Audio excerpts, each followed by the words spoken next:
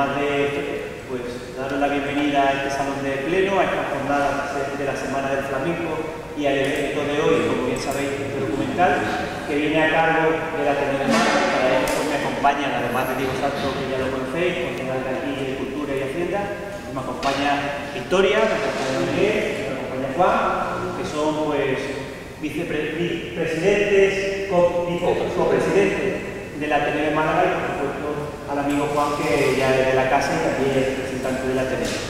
Para nosotros, como sabéis, pues la cultura y dentro de la cultura del flamenco pues es una parte que fomentamos, que cuidamos, que valoramos, y así se demuestra por todos los venetos y venetas, por la trayectoria que tiene nuestro festival.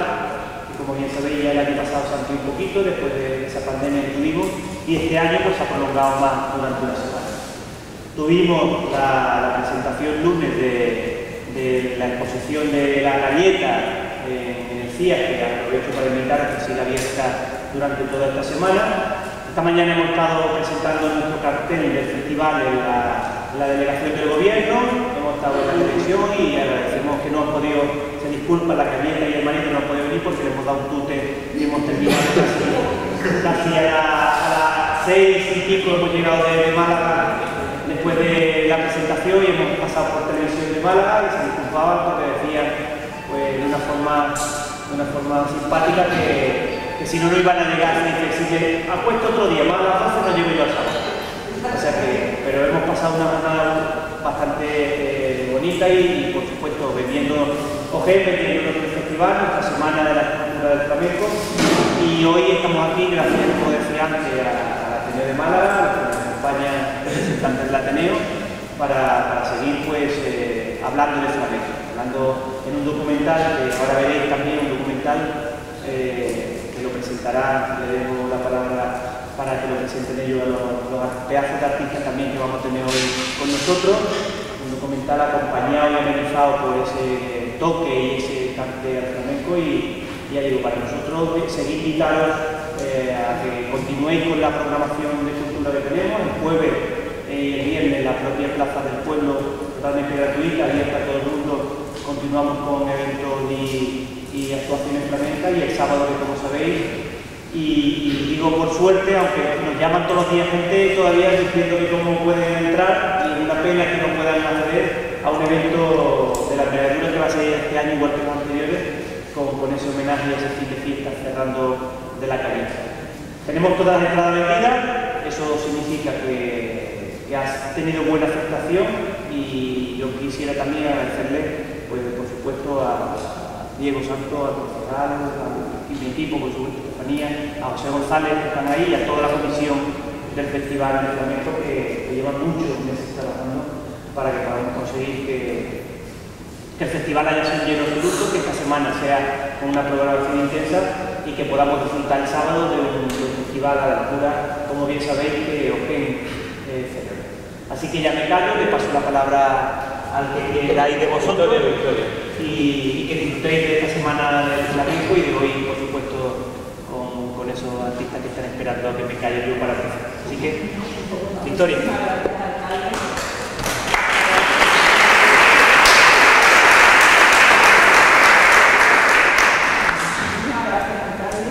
Muchísimas gracias también, Diego Santos, por su cultura, porque para nosotros, como siempre, es un placer y un honor inmenso estar aquí en OGM, en este magnífico pueblo, colaborador de la Ateneo de Málaga, y además en esta ocasión todavía más, porque esto que hoy os traemos forma parte de nuestra programación habitual.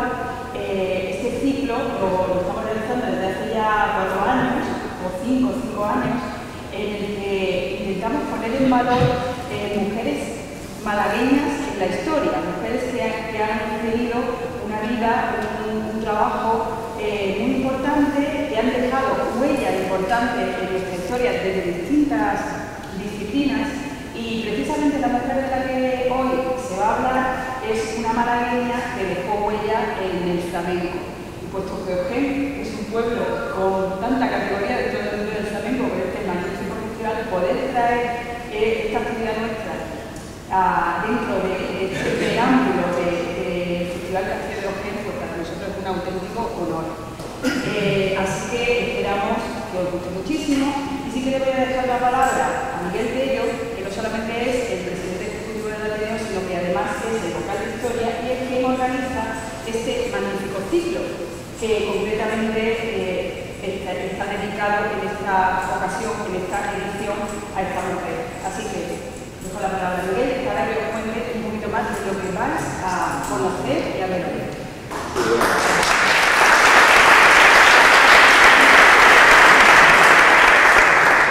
De manera muy breve, la idea, como ha dicho Victoria, durante 5 años empezamos a poner en valor y dar visibilidad a mujeres malagueñas de la historia de distintos ámbitos, profesiones o actividades académicas, artísticas, ¿no?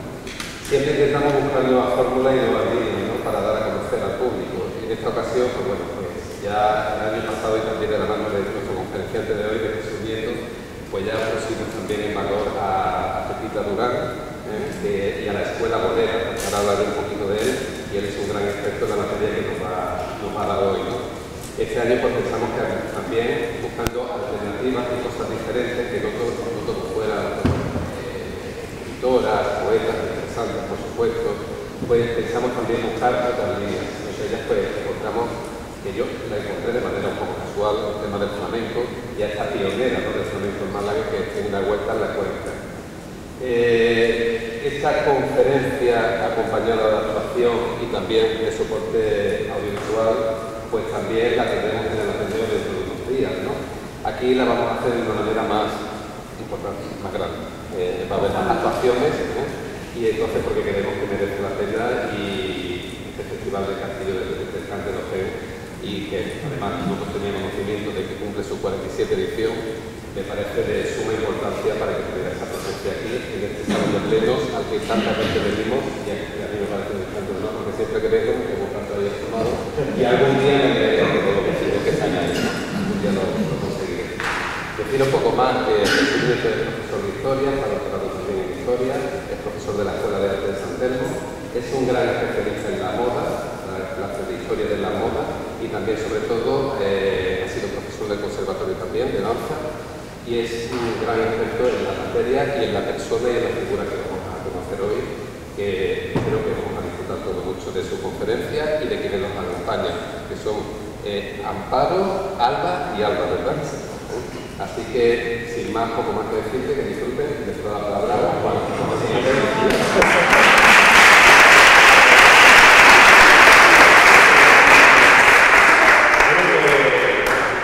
No tenía nada que decir, chicos, sin tener mucho que decir. Pero bueno, la colaboración entre el Ateneo de Málaga y el Ayuntamiento de Ojén ya es un clásico, ya llevamos muchos años.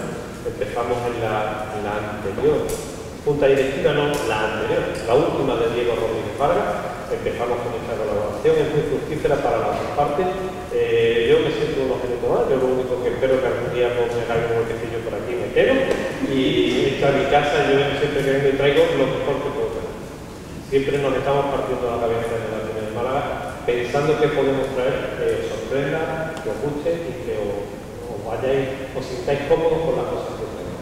Hasta ahora más o menos lo hemos conseguido, pretendemos no defraudar. Así que, bueno, esperemos que hoy os guste y la siguiente será esta mejor. Bueno, pues buenas tardes a todos y dar las gracias al Ayuntamiento de Ojén, a su festival y al Ateneo de Málaga por contar conmigo y darles las gracias por su asistencia.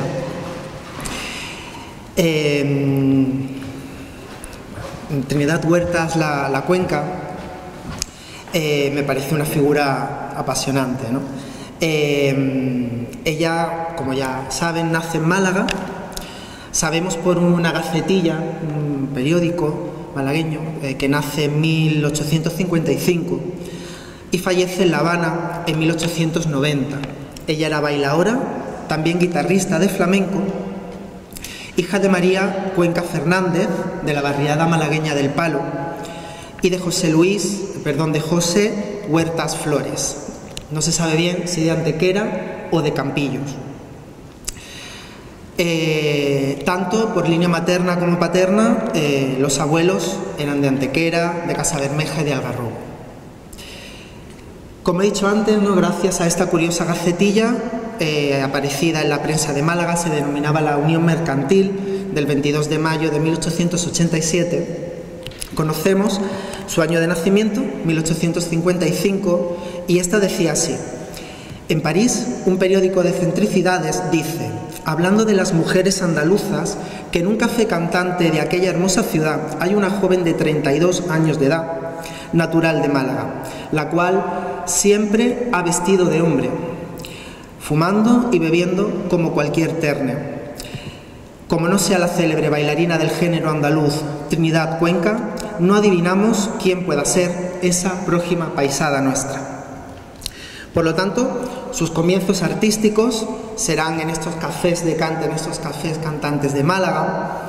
Entre ellos podemos citar el Café de las Siete Revueltas, el Café del Conventico, el Café de Chinitas o el Café de Iberia. En ellos es donde empieza a apodarse por su segundo apellido, para evitar confusiones con un guitarrista alicantino, llamado Trinidad Huertas, pero nacido en Orihuela en 1800. Ella debuta fuera de Málaga, debuta en Almería el 30 de mayo de 1875 y su actuación motivó que se prodigara su fama por el resto de cafés cantantes de toda España.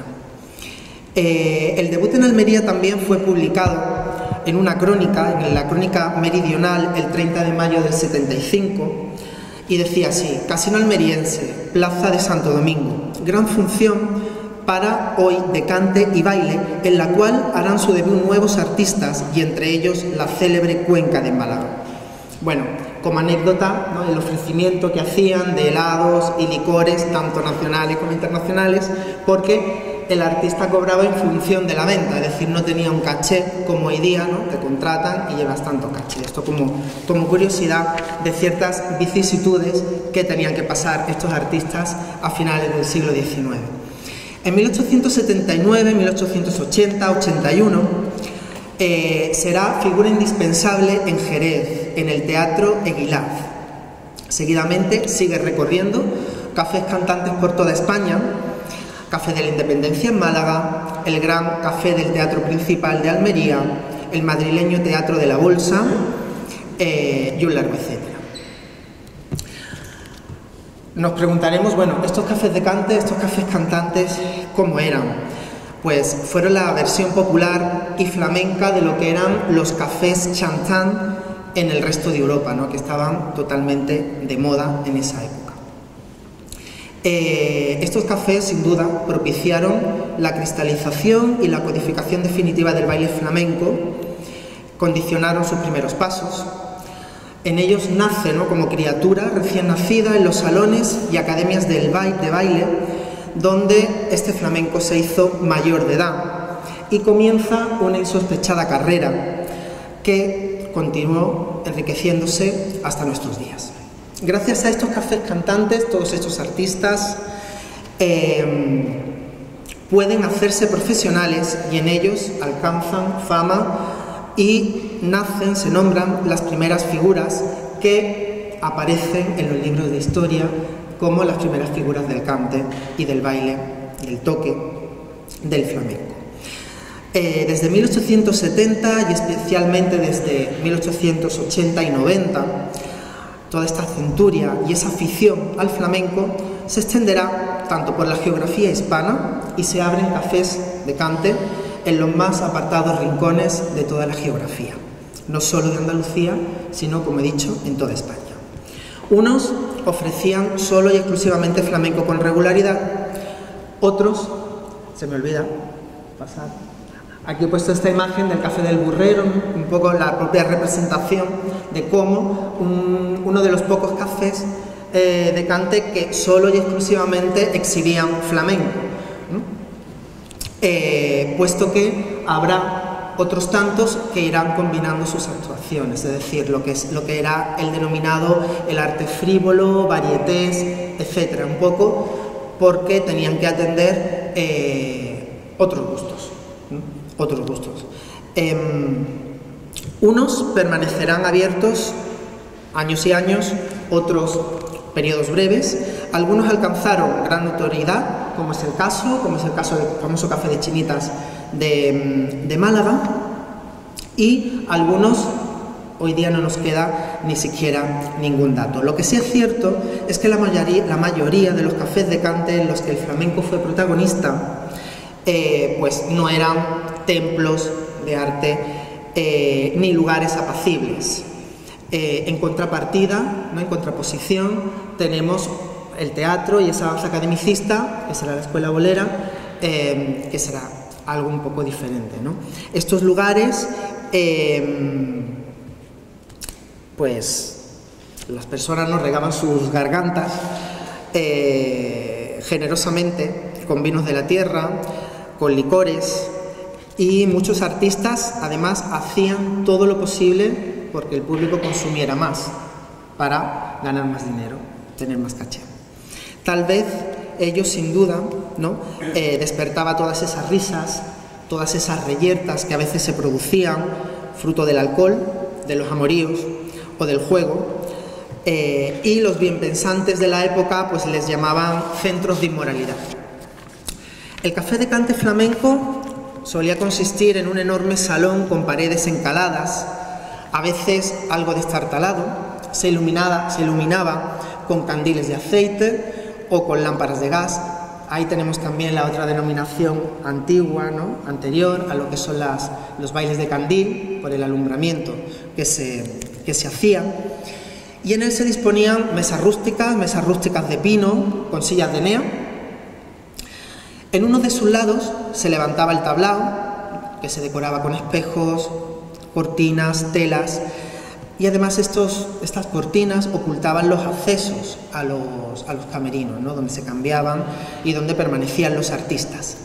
A ambos lados del escenario se abrirán los primeros palcos o los primeros gabinetes, el lugar reservado para los que estaban dispuestos a dejar, bueno, pues, los buenos dineros, ¿no?, para seguir bebiendo y seguir disfrutando del espectáculo, y que una vez cerraba el café de cante, pues seguían allí con su famosa juerga.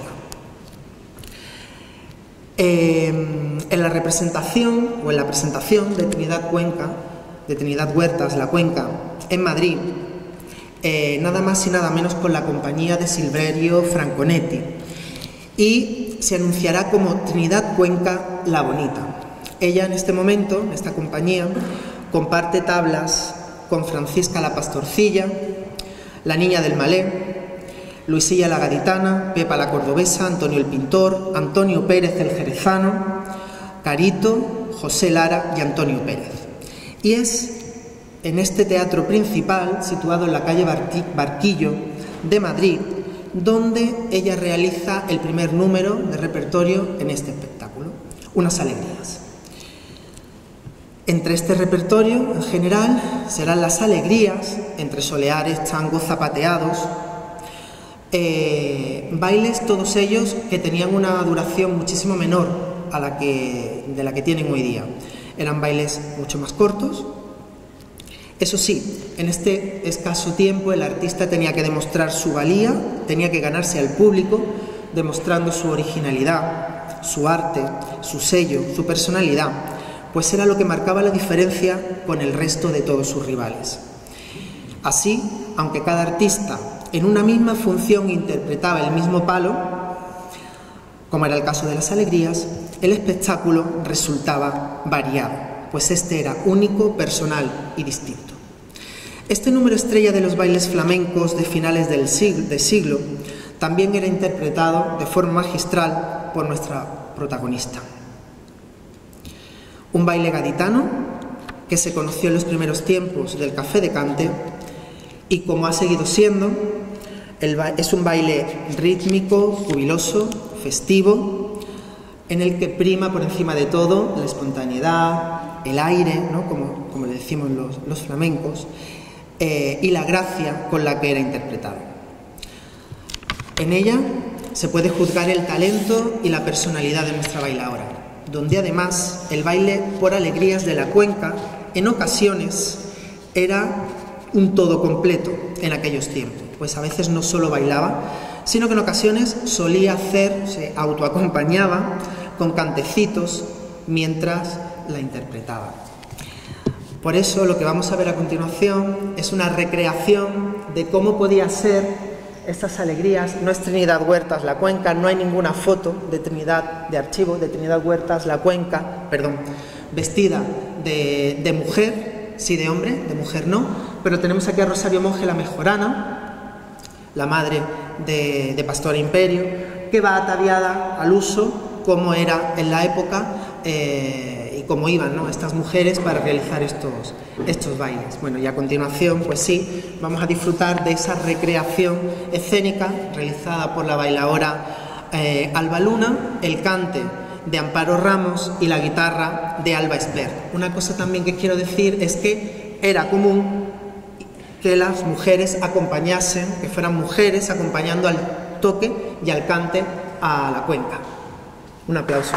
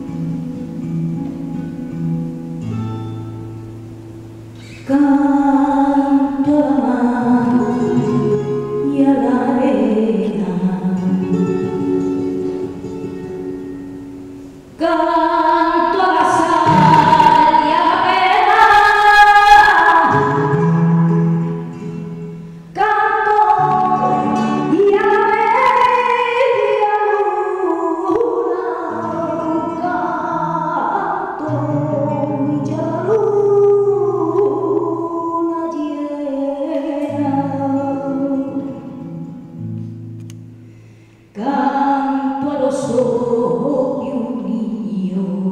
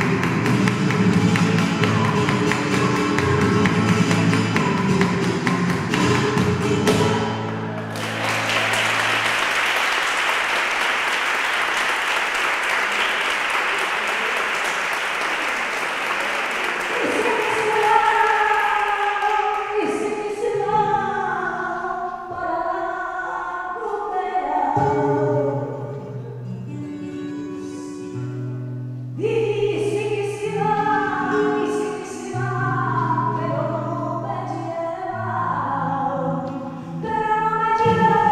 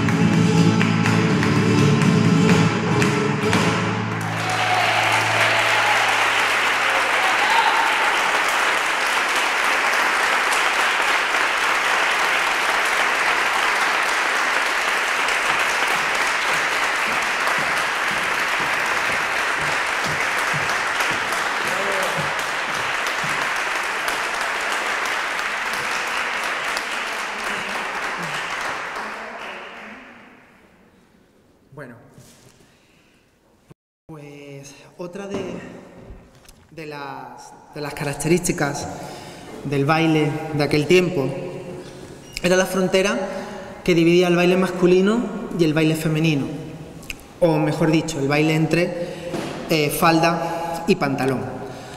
Esto lo digo así porque no faltarán mujeres que no duden en enfundarse los pantalones para hacer sus zapateados, un estilo que en principio va a ser privativo de los varones. Como diferencia sustancial entre el baile femenino es que este era de cintura para arriba, gracia en la figura, expresividad en el rostro, movimiento de cadera, quiebros, apenas algunas escobillas y juegos de brazos y manos. En cambio, el baile del hombre era austero, sobrio, de figura erguida y se concentraba de cintura para abajo, buscando siempre el virtuosismo, el lucimiento de los pies, de los zapateados.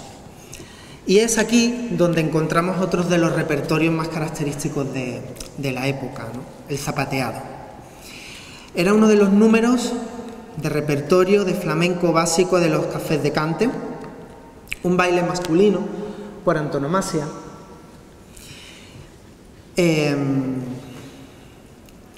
pero que Trinidad Huertas lo interpretaba según las fuentes de forma magistral. En él, los bailadores podían lucir a sus anchas su destreza, sus facultades y su arte. Sus maestros hacían verdaderas filigranas, auténtica percusión musical, cuando golpeaban a base de pies, puntas y tacones las tarimas de aquellos rudimentarios escenarios. En realidad, fue gracias al sonido que le sacaban aquellas maderas que el zapateado se convirtió en todo un arte. Los dos primeros nombres de quienes desarrollaron este baile son los míticos El Raspao y Antonio el Pintor. De este periodo destacamos también, como he dicho antes, los zapateados de Trinidad Huertas La Cuenca, que hizo escuela. De ella aprendió Salud Rodríguez, me van a permitir, ahora cambiaré, Salud Rodríguez.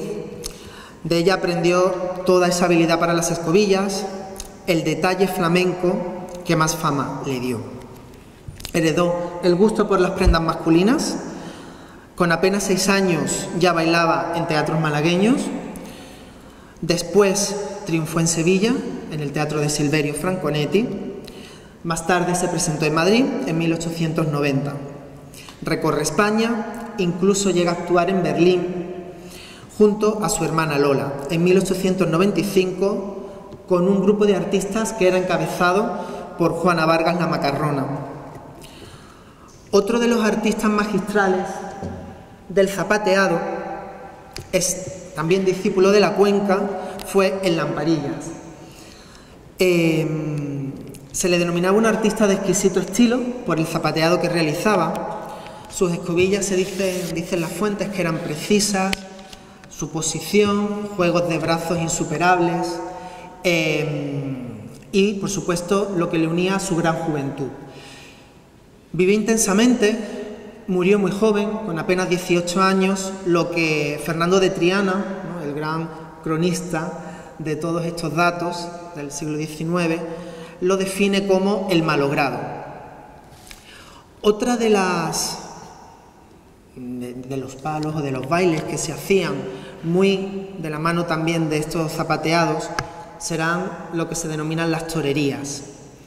Y tenemos que decir que el flamenco ha estado ligado siempre al mundo del toro, totalmente. Bueno, acabamos de ver cómo Alba realizaba con el mantón esos quites, como capotazos, etcétera, siempre, ¿no?, un plante, un desplante.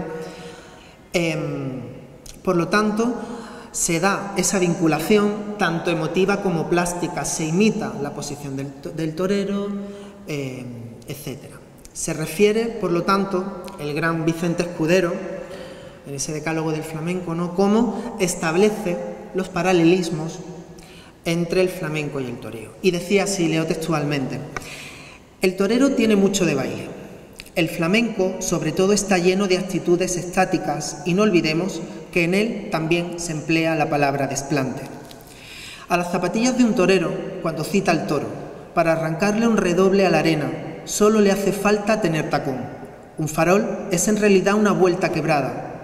El toreo por chicuelinas tiene mucho del careo de las sevillanas, y un molinete es una auténtica vuelta flamenca, pues sobre todo en la suerte de banderillas cualquier observador podrá descubrir en sus evoluciones, actitudes y hasta en el ritmo que el torero imprime al toro mil cosas del baile español. Bueno, es por ello, ¿no?, que ya se establecía esta relación con toda esta terminología con el toreo. Por ello no era raro que las funciones de baile que se hacían en los cafés de cante se ejecutasen pantomimas que representaban las distintas suertes de la lidia. Y esto se daba en el Café del Burrero, donde las fuentes dicen también que incluso se llegaron a torear becerros.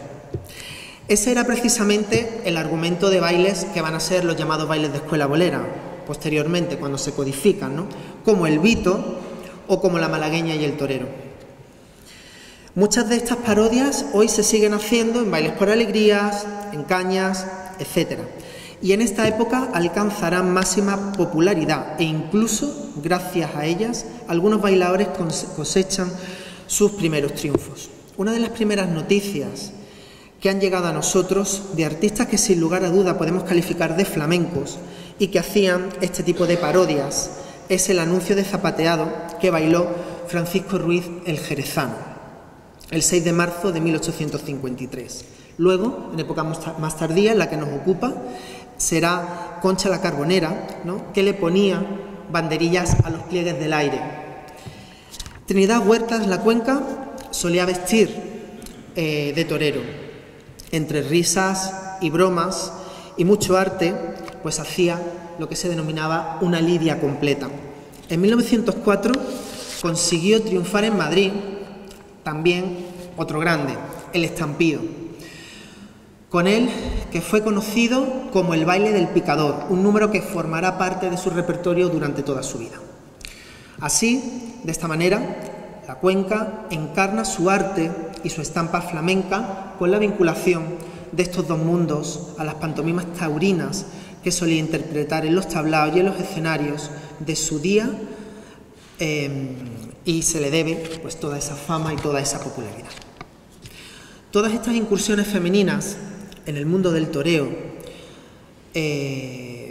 llevado a hacer al baile, lo podemos considerar una reivindicación de género, totalmente, hacia el toreo femenino. Debemos mencionar una progresiva desaparición en la época de las mujeres en el mundo taurino. Se tiene constancia continuada desde 1654 de mujeres toreras. Aparece ya incluso en el Consejo de Castilla, el 25 de junio de finales del 19, una primera mujer torera. Pero las corridas de toros protagonizadas por mujeres comenzarán a ser denigradas, llegando a ser prohibidas el 2 de junio de 1908 por Juan de la Cierva, que era ministro de Antonio de Maura. Así, todas estas mujeres pues llevaban el San Benito de marimacho y muchísimas veces se anunciaban con el seudónimo de un hombre, con el nombre de un hombre, un nombre masculino. ¿Qué sucedía? Al final, con el paso de los años, terminaban abandonando pues por la presión que tenían por ser mujeres. Finalmente, el toreo femenino se rehabilitará con la llegada de la Primera República en 1931 y todos estos hechos hacen, ¿no?, que tenga un impacto social, un impacto político también en todas estas danzas, en todos estos bailes y en todos estos lugares. En 1882 ya actuaba Trinidad Huertas repetidamente en los teatros malagueños, interpretando, entre otros números, el más popular y personal de su repertorio, la famosa corrida de toros o el toreo. Y así la prensa malagueña deja constancia. En 1885 nos llegan noticias de su paso por los cafés cantantes de La Unión. Incluso allí se llegó a colgar el cartel de "No hay entradas". Fue también una de las artistas flamencas primeras en cruzar nuestras fronteras y presentarse al público parisino.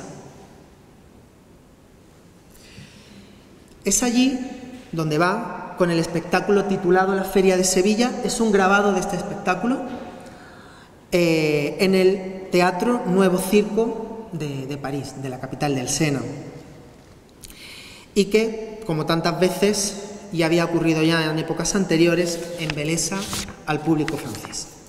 Precisamente de aquella actuación nos queda una descripción detallada de sus torerías, publicada en La Voz de Guipúzcoa y reproducida después en el Rotativo Sevillano de Andalucía del 27 de marzo de 1887, que dice así: a la cabeza de esta figura Trinidad Huertas, que viste de hombre y de corto, chaquetilla, pantalón ceñido, botas vaqueras, calañés, camisas con chorreras y faja de seda.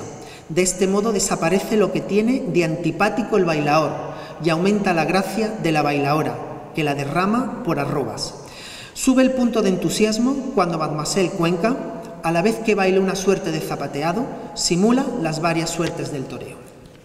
Con todo esto, y volviendo a dar las gracias a Fernando de Triana, este cronista, que a través de sus diferentes fotos también nos traslada toda su personalidad, tanto artística como humana.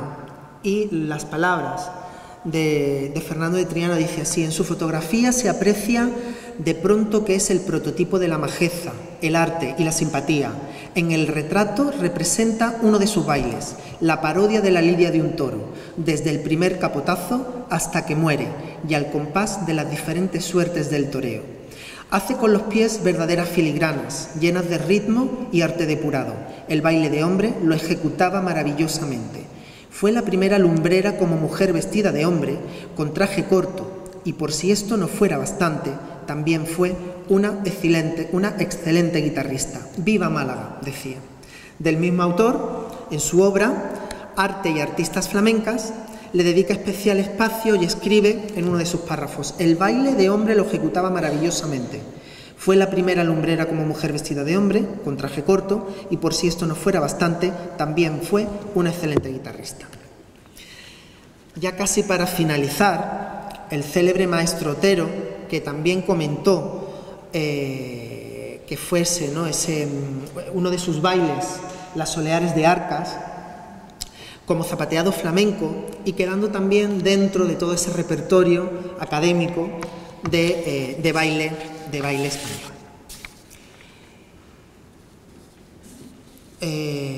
Para terminar y dar paso de nuevo a nuestros artistas, a nuestra bailaora, guitarrista y cantaora, hablar del final de Trinidad Huertas, ¿no? Ella va a América, pasa una temporada en México, contratada por el empresario norteamericano Michael Levitt, como nos cita en su libro, 50 años de contratación artística. Y allí, bueno, pues desvelan ciertas vicisitudes, ¿no?, y enfados entre el artista, el empresario.